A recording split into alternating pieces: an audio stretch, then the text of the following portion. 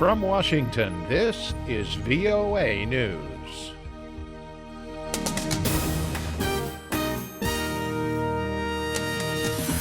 I'm David Byrd reporting a top recruiter for the Islamic State has been killed in a drone strike in Syria.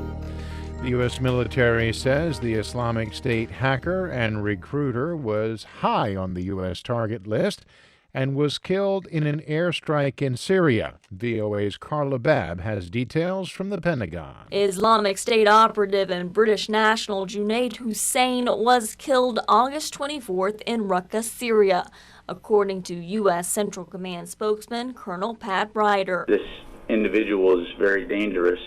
He had significant technical skills, and he had expressed a strong desire to kill Americans and recruit others to kill Americans. Ryder says Hussain was involved in actively recruiting Islamic State sympathizers in the West, including in the United States. The spokesman says Hussain hoped to convince Westerners to carry out lone wolf-style attacks. The military said Hussain was also responsible for recently releasing personally identifying information of approximately 1,300 U.S. military and government employees. Carla Babb, VOA News, the Pentagon. Former President George W. Bush visited New Orleans, Louisiana, Friday as the city marked 10 years since Hurricane Katrina. Mr. Bush addressed a large crowd at Warren Easton Charter High School, the same school he visited on the first anniversary of the catastrophic storm. He praised the Crescent City's resilience and return from Katrina 10 years ago. Mr. Bush and his administration were roundly criticized in the days after Hurricane Katrina broke through protective levees, and flooded the city, killing 1,800 people and destroying nearly 100,000 homes. This is VOA News. UN Chief Ban Ki-moon says he is horrified and heartbroken to hear that the bodies of 71 migrants were found in a truck on a highway in Austria. Many of the victims were Syrian, including children, looking to escape war, terrorism, and hopelessness by traveling to Europe. Mr. Ban condemned human traffickers and people smugglers who often abandon migrants at sea, leaving them to drown. He called the Mediterranean a death trap. Meanwhile, the UN Refugee Agency is calling on all governments to respond compassionately to the waves of migrants.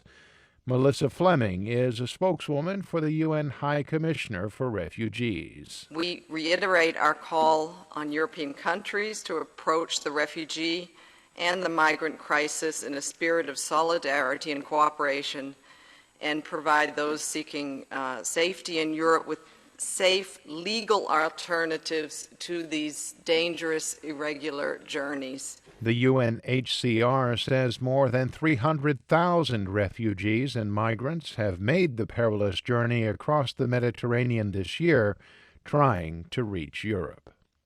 U.S. President Barack Obama told American Jewish leaders the P5+1 nuclear agreement with Iran is the best way to prevent Tehran from getting nuclear weapons.